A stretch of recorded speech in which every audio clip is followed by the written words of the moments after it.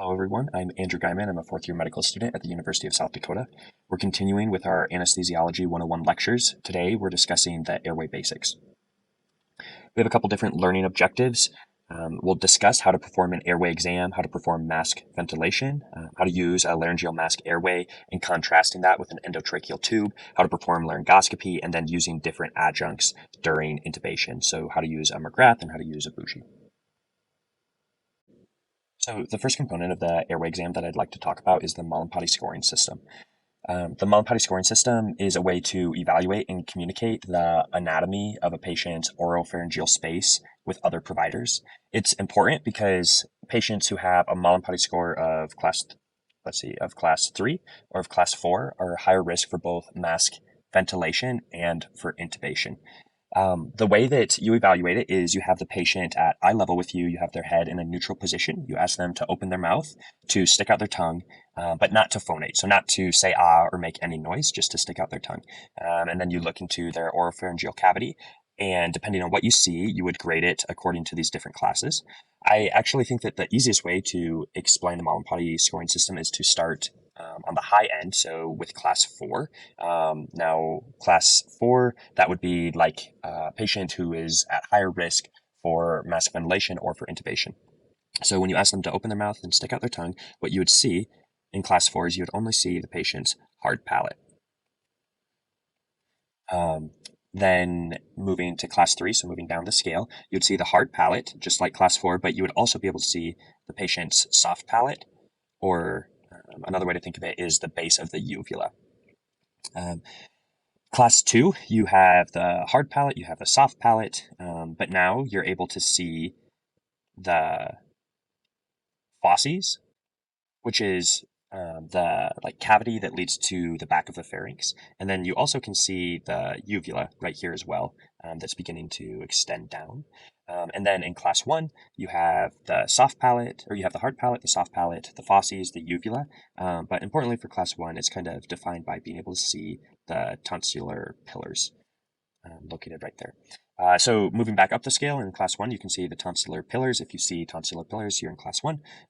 If you can see the fauces or the uvula, but not the tonsillar pillars, you'd be in class 2. If you can see only the soft palate and hard palate, you'd be in class 3. And then if you only can see the hard palate, you'd be in class 4.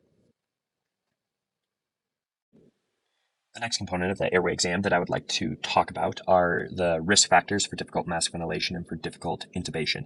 Now, these are a variety of different exam findings, and these exam findings can be risk factors for both difficult mask ventilation and difficult intubation, or for just difficult mask ventilation or just difficult intubation. It's important that there's not really one of these exam findings that is incredibly sensitive or specific for mask ventilation, for difficult mask ventilation, for difficult intubation. So you really have to use them collectively. And then when you do an exam and you identify multiple of these risk factors, then that has a much higher sensitivity and specificity for identifying a challenging airway. So we'll start off with risk factors for both difficult mask ventilation and for difficult intubation. The first one that I'd like to identify is BMI greater than 30. And then this kind of goes hand in hand with like a thick neck circumference. So that would be a neck circumference greater than 40 centimeters. Next one is Mallampati score, which we were just talking about. You can kind of see the clinical significance of 3 or 4. Poor jaw protrusion, so an inability to pronavigate the jaw. So if you work with Dr. Iverson at Sanford, he always does this exam maneuver. What he does is he'll ask his patients to take their lower jaw or their bottom teeth and bite their upper lip.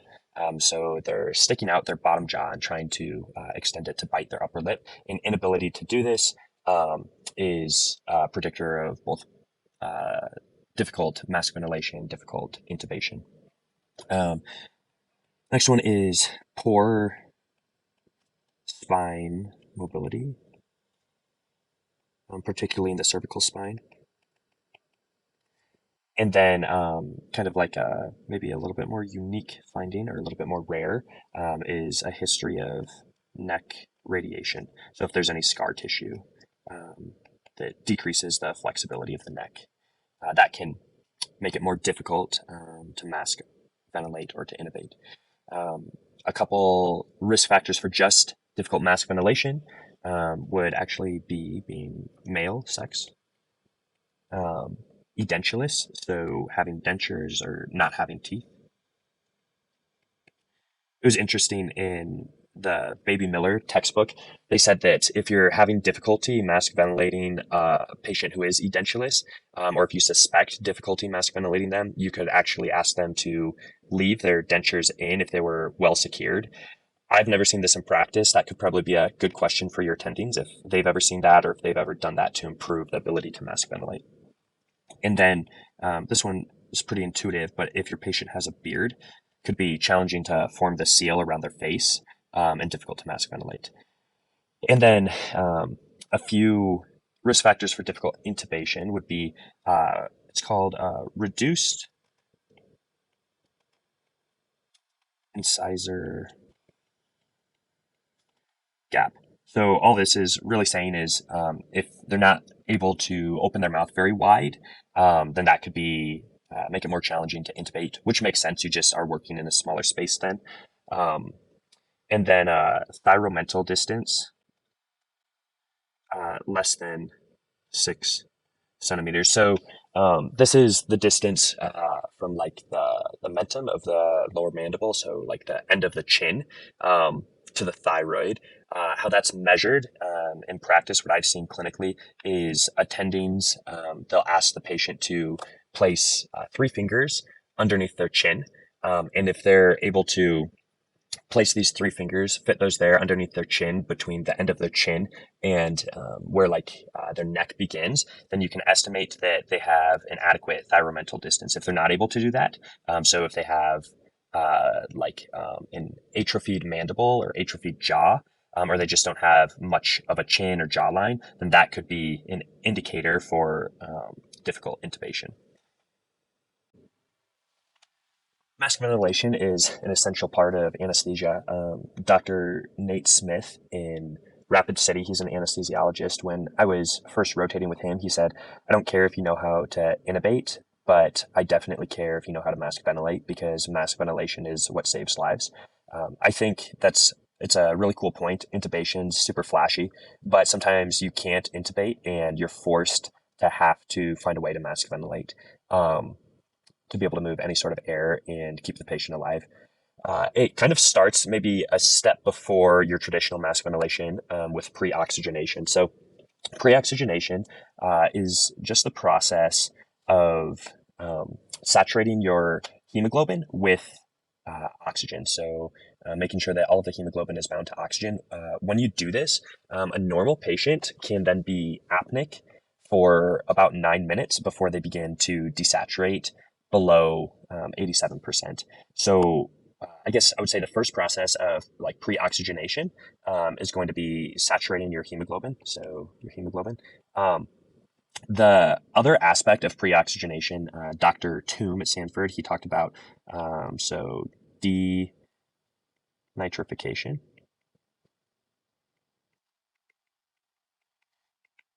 His point here is more looking at the aspect of instead of trying to saturate all your hemoglobin with oxygen, you're trying to remove all of the extra nitrogen that's in your functional reserve volume within your lungs, and you're replacing that with oxygen.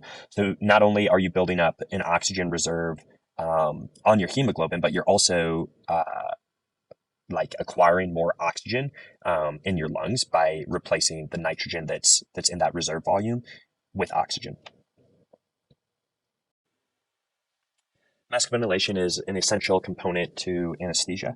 When I first rotated with Dr. Nate Smith, he's an anesthesiologist in Rapid City, he told me that he didn't care if I knew how to intubate, he cared if I knew how to mask ventilate. His point was intubation is a very flashy process. It's a skill that everybody is chomping at the bits to learn, but sometimes you can't intubate and you have to fall back on mask ventilation. And being able to mask ventilate can be the difference between a patient living or dying and proceeding down that difficult airway algorithm. So it's really important to be able to have proper technique and to know how to do that because it can save lives. Now, to me, mask ventilation starts earlier than the traditional one-handed mask ventilation. I think it starts with pre-oxygenation. So pre-oxygenation is the process kind of two things occurring. So pre-oxygenation, I think, kind of refers to replacing or saturating all of your hemoglobin with oxygen. So pre-oxygenation is saturating all of your hemoglobin with oxygen, making sure that all of the hemoglobin is bound to oxygen. And then there's another process that Dr. Toom brought up called denitrification. Now, this is getting at the same idea, but kind of from a different angle. So you're trying to replace all of the nitrogen that's in your functional reserve volume within your lungs with oxygen. So you're kind of approaching it from two different angles. So by saturating all of your hemoglobin with oxygen, that's increasing the time that a patient could be apneic. And then by also replacing all of the nitrogen in your lungs with oxygen, that's also increasing the amount of time that a patient could be apneic. Now, to do this, there's kind of two different approaches. So you could ask your patient to breathe for 3 minutes of tidal volume breathing of 100% oxygen. That's equivalent to asking a patient to take 8 deep breaths in 60 seconds of 100% oxygen. Both of them are validated. Both of them are going to increase the amount of oxygen and increase the time that a patient has that they can be apneic. What you're looking for is an end tidal oxygen level. So that would read on your monitor. It's the amount of oxygen that the patient is breathing off. According to the Baby Miller, of above 90%. In practice and in a lot of studies, I've seen looking for an end tidal oxygen level of above like 87 or 88%. Another trick, like according to the textbook, this would be a good point to ask your attending about, would be elevating the patient's head when you're pre-oxygenating them. So if you sit them up at like a 25-degree angle, or if you place pillows or blankets underneath their head so their ears at the level of their xiphoid process, that decreases the like compressed lung tissue, the atelectasis that's in the patient's lungs, and then that can also improve the amount of oxygen uptake and improve like the lung capacity, ultimately increasing the amount of time that the patient could be apneic. Now,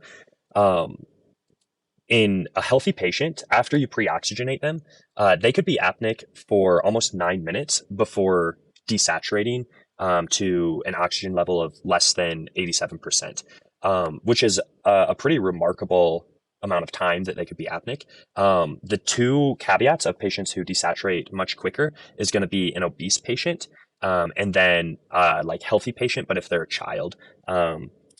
The study cited in the Baby Miller shows that an obese patient is going to desaturate to a level below 90% between 3 and 4 minutes, and then a child would desaturate to a level below 90% between 4 and 5 minutes.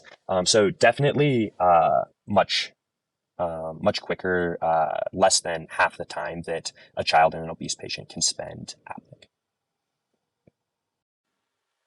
So a crucial aspect to mask ventilation is proper hand placement. Mask ventilation is a skill. It takes practice to learn. And one thing that's definitely tricky is knowing how to place the mask on a patient's face and not occlude their airway while still maintaining an adequate seal. So I have a couple pictures included here to try and illustrate this process. So you can see right here in this picture, we have the anesthesiologist placing the middle finger, the ring finger, and the pinky, which should be on like the mandible of the jaw. What you want to avoid is putting pressure on the soft tissue, which he's doing. That can cause edema around the airway, but you can also directly occlude your airway just by like pressing directly on it. Another tip that I've been instructed on is to try to get this pinky right here, like directly on the angle of the jaw.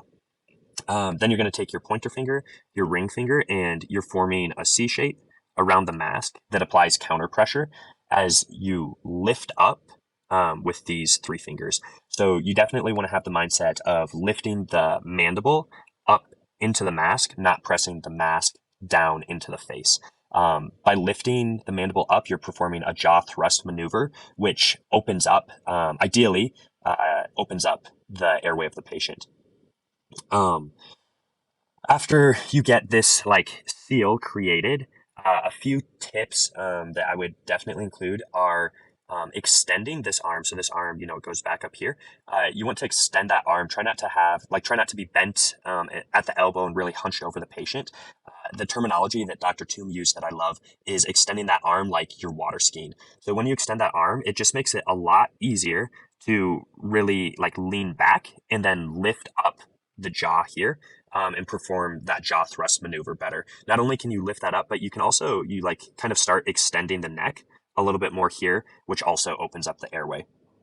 Another thing that like made a big difference when I was trying to mask ventilate is this like C shape that you're forming. I was forming like a very wide C, kind of like that. And it made it difficult for my fingers to like control this aspect of the mask because my hand was like so far over to the like patient left.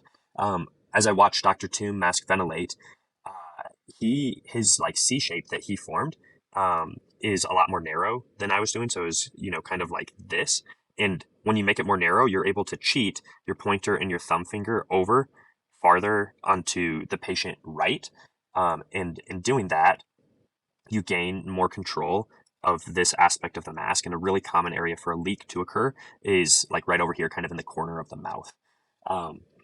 Another aspect, if you have a leak, something to think about is you want to have a properly fitted mask. So that's shown pretty well in this image. You want the bottom edge of the mask to be sitting between the lower lip and the chin, and then the top edge of the mask to be on the bridge of the nose. If you have too large of a mask, it's going to make it much harder to form an adequate seal. And they make different sizes masks that you can use. As you form this seal, and you lean back and you're able to feel like you're in control, you're then going to take your right hand over here and grab the bag and begin to squeeze the bag to deliver like volumes, tidal volume breathing. As you're doing that, then you'll take your focus, your head, and you're going to look at the monitor, and there's a few things that you can look for to see if you're adequately mask ventilating. So one is going to be the end tidal CO2. Let's see, I'll just write it down here, but your end tidal CO2. If you are not getting end tidal CO2, then you're not displacing air that's in the lungs and having the patient like inhale or exhale. You're not ventilating them. So you need to start thinking about what are going to be your next steps to try to ventilate the patient.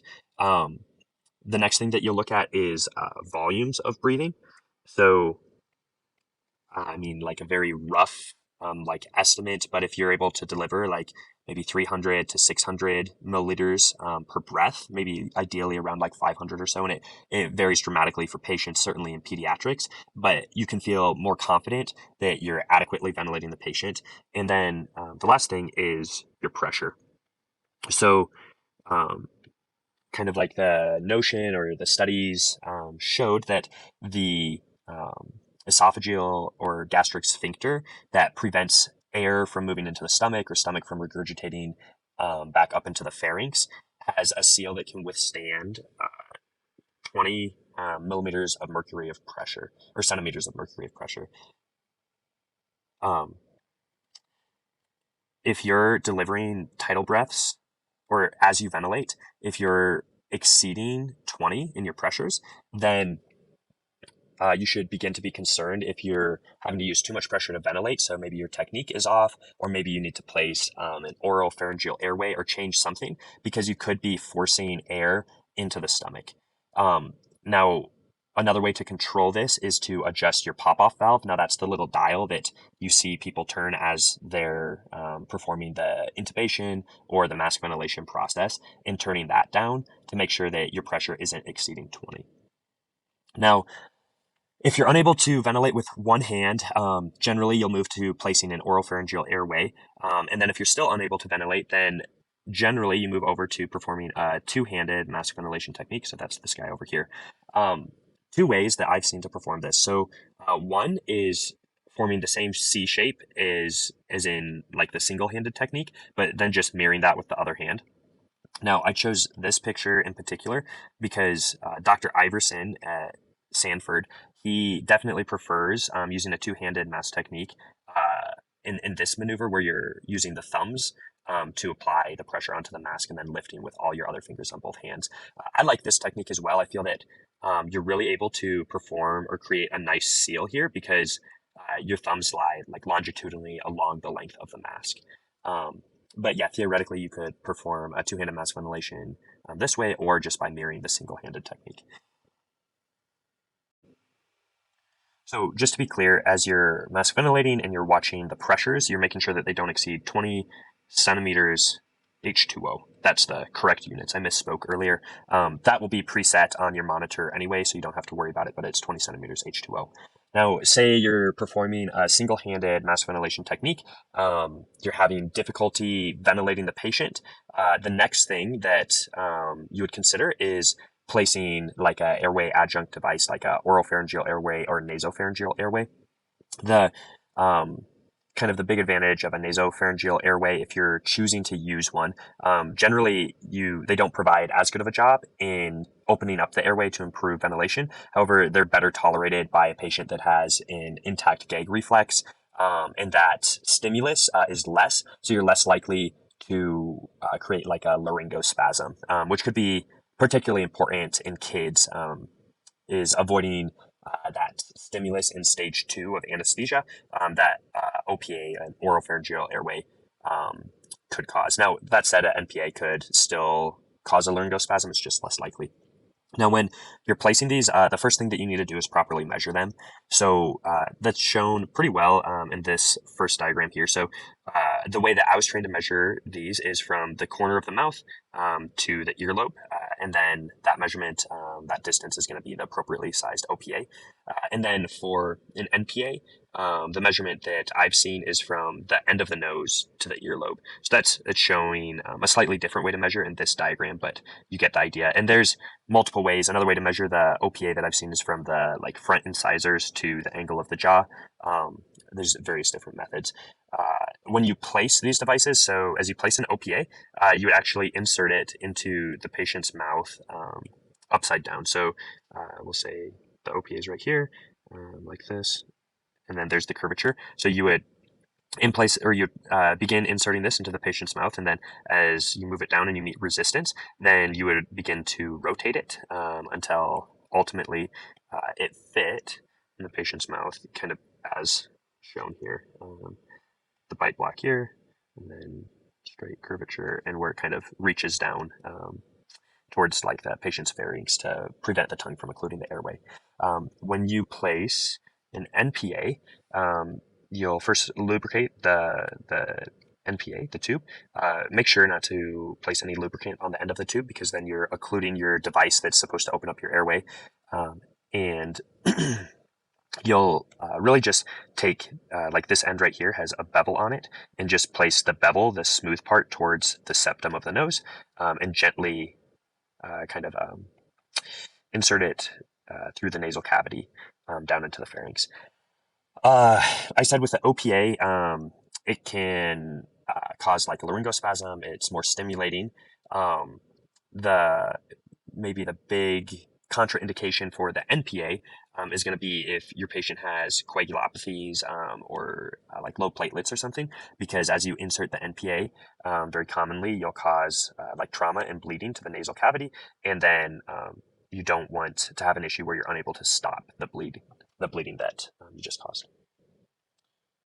Additionally, OPA can't be used on a patient that has an intact gag reflex, where an NPA, there's like YouTube videos of those being inserted on people who are like fully awake as they demonstrate it. There's no YouTube videos of people tolerating an OPA in any capacity while awake. After mask ventilation, there's generally 2 or 3 different common ways to manage the airway. So one is just allowing the patient to breathe spontaneously. That's ideal if they're able to do so, if there's no contraindications. The other two devices that are commonly used are a laryngeal mask airway, or an LMA, and an endotracheal tube. Um, there's different advantages and drawbacks to each of these devices. So, an LMA causes less hemodynamic changes when you place it. It's less stimulating to the oropharyngeal cavity when you're placing it. It also causes less coughing and bucking when you place it or when you remove it. You don't need to use any paralytics, and there's less laryngeal trauma. The big downside of an LMA is it's contraindicated if there's any increased risk of aspiration or regurgitation. So that could be in pregnant patients, that could be someone who recently just had a meal. Anybody who's undergoing an RSI is going to be using an endotracheal tube. Or anybody who's undergoing laparoscopic surgery, at least in the States, they'll all receive an endotracheal tube because the insufflation in the abdomen can cause an increased risk of regurgitation. An endotracheal tube is kind of considered the gold standard for fully securing the airway. Um, it allows peak airway pressures of greater than 20 centimeters of water. So the reason for that is you're applying that pressure only to the lungs. There's no chance that, or there should be no chance that you're applying that airway pressure to the esophagus and the stomach. So you're not going to be blowing air ventilating into the stomach. Um, it prevents aspiration once it's secured. So you'll insufflate or inflate the balloon around the endotracheal tube, and that prevents any like potential regurgitation from then being aspirated into the lungs.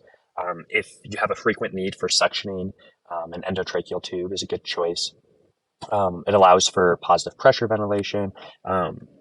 It's a really good choice if you're having a surgery occur in any positions other than supine because it's more secure in the airway. And then if you're also performing a surgery and the operation is like near the trachea or on the throat, um, an endotracheal tube is going to be a good choice. Uh, the downsides of an endotracheal tube is it's more invasive and it can be a little bit more challenging to place.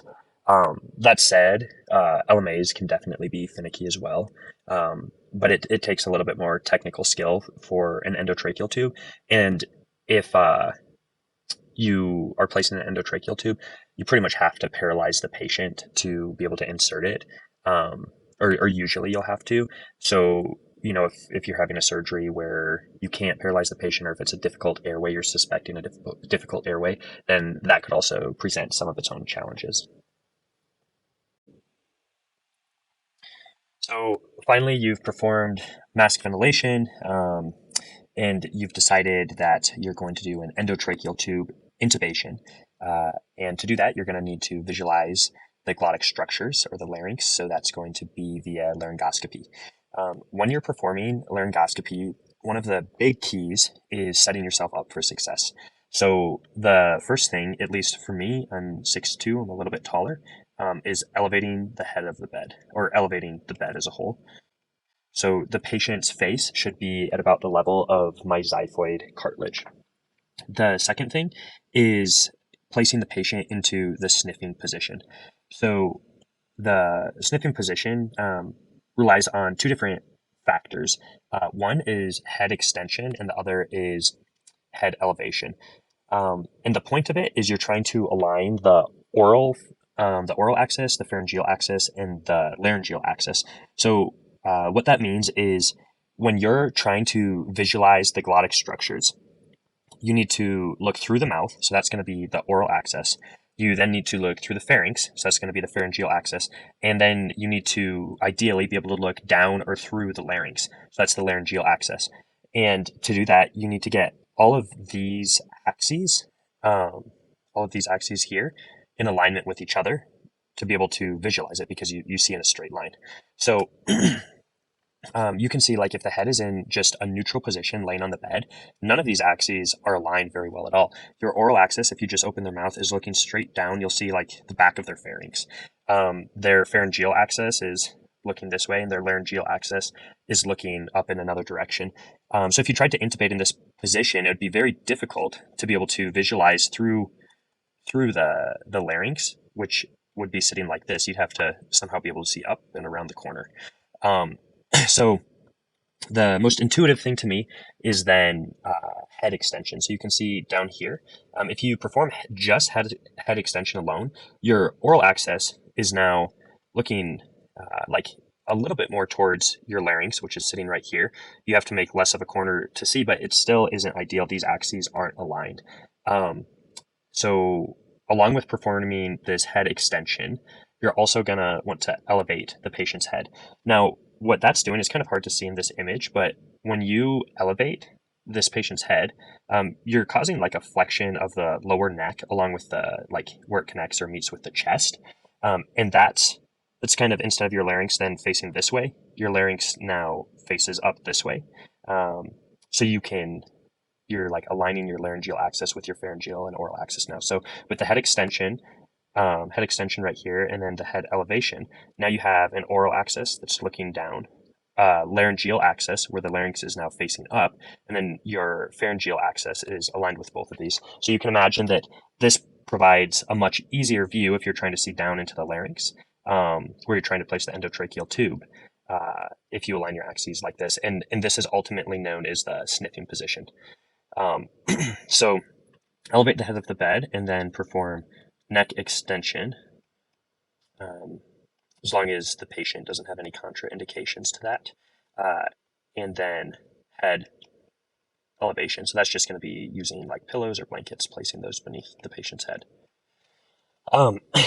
Now, as you perform this, it's going to be really important as you're attempting to intubate that you're communicating exactly what you're seeing to your attending. They can't see exactly what you're seeing. They don't know exactly what's going on. So being able to vocalize and describe what's happening is super important to make everybody feel more comfortable. So like an example of that would be as you're holding maybe like a Mac blade in your left hand, and you scissor the mouth open, and then you insert the Mac blade into the patient's mouth. You might say, okay, I'm like inserting the blade into the patient's mouth. I'm at hard palate. I'm at soft palate. I'm at the base of the tongue. I've entered into the pharyngeal space. Now I see epiglottis. I've placed the the end of the Mac blade into the vallecula. I'm lifting up. Now I see vocal cords. And then it's important to be able to describe exactly what you're seeing when you say, like, I see vocal cords, because that could mean a couple different things. So there's different grades of visualizing the vocal cords. Grade 1 is where you can see almost all or most of the vocal cords right here. You have a great view. You'll just place the tube right there, nice and easy. Grade 2 can be divided into grade 2A or 2B. This right here is going to be what I would consider a grade 2A view, where you have a partial view of the vocal cords. Grade 2B is where you only can see the arytenoid cartilage, so these two bumps at the base of the vocal cords. So if this epiglottis was hanging down farther, you would say I have a 2B view. Grade 3 is where you can only see epiglottis, right here, and then grade 4 is where you can't even see any epiglottis. So finally, you've placed the patient in the correct position, you saw a good view of the cords, you intubated the patient. Now you have to confirm correct endotracheal tube placement.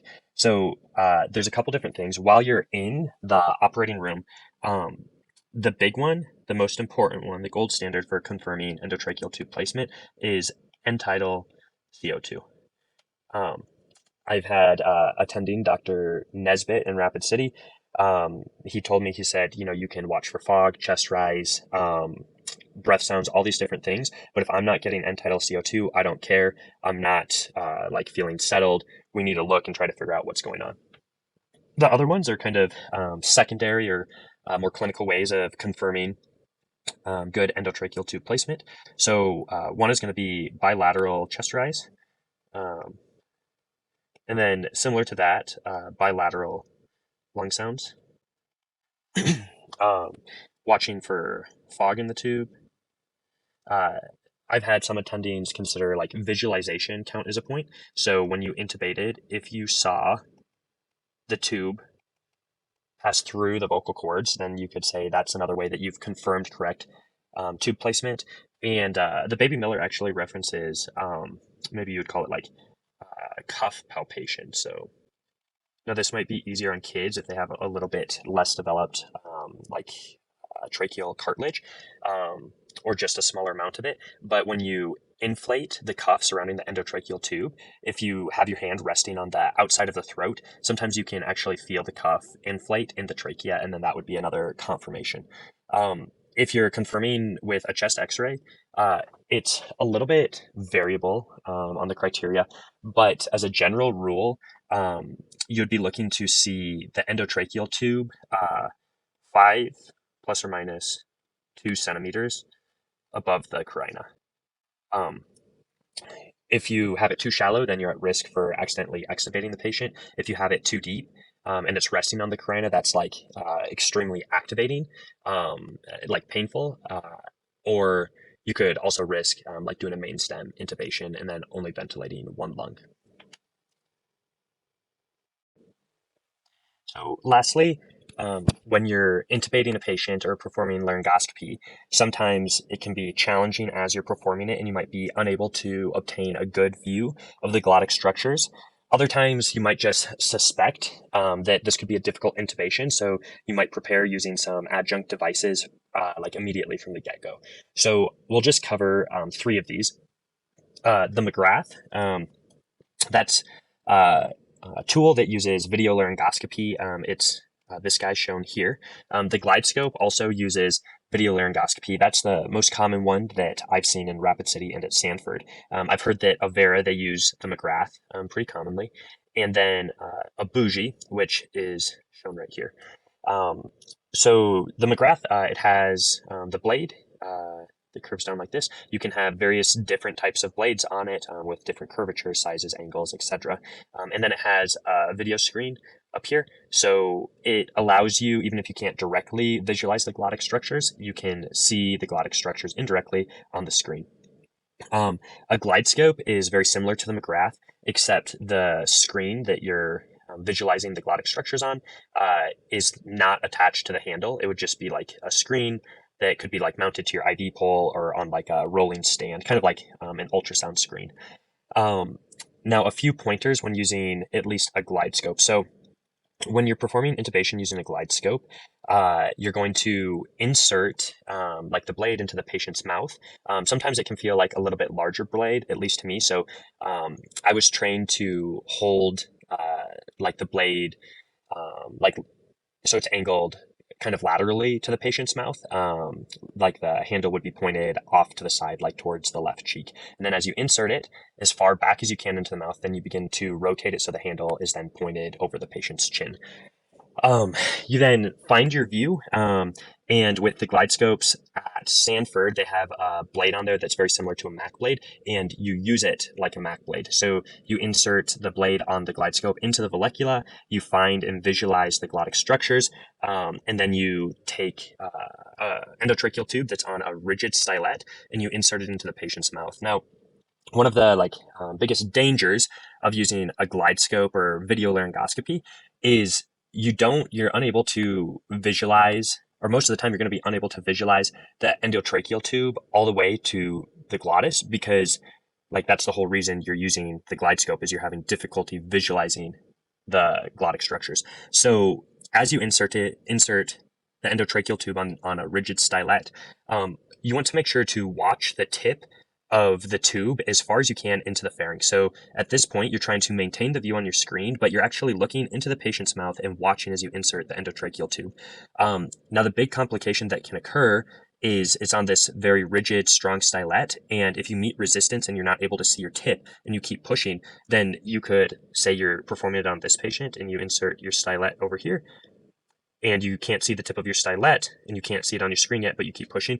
You could drive the tube in the stylet into the retropharynx and puncture the retropharynx, and that's like a massive complication. So you want to be able to watch the tip as far as you can.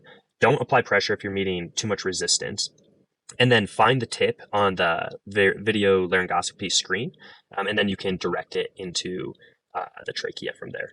Um, Another pointer when you're performing a glide scope intubation, it's a rigid stylet that's being used. So you have this like endotracheal tube slash stylet right here. And it's very rigid. So if you want to have the most control, grasp the rigid stylet at the very top. That gives you the most leverage, so you can control like the tip and steer it the most effectively. Um, a bougie is not a video laryngoscopy tool. It's actually just this like yellow portion here without the endotracheal tube. And what you would do is, say you're having difficulty intubating the patient. Well, you take this bougie and you would pass it down through the oral pharynx until you see, say, the epiglottis is hanging like this. And the tip of the bougie, which you can see here, is angulated. It's angulated like anteriorly. So what you do is you would pass your bougie down like this, and then it's angulated up, and hopefully that helps direct it into the trachea, just like is shown in this diagram. And once it's in the trachea, this tip, theoretically, it rubs on the rings of the trachea as you pass it down, and you can feel that like tactile response up here where you're driving the bougie. So if you feel like vibrations or rubs as you're passing the bougie down, you know you're in the trachea. Where if you passed it into the esophagus, it doesn't have any of those like cartilage rings, so it would feel smooth. You wouldn't have that responsiveness, and you would anticipate or think that you are in the esophagus.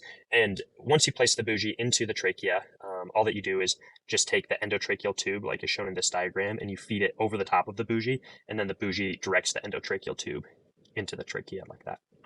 I hope that this helps, guys. Let me know, or Dr. Toom, anybody know if you have any questions, and we will see you in the next lecture.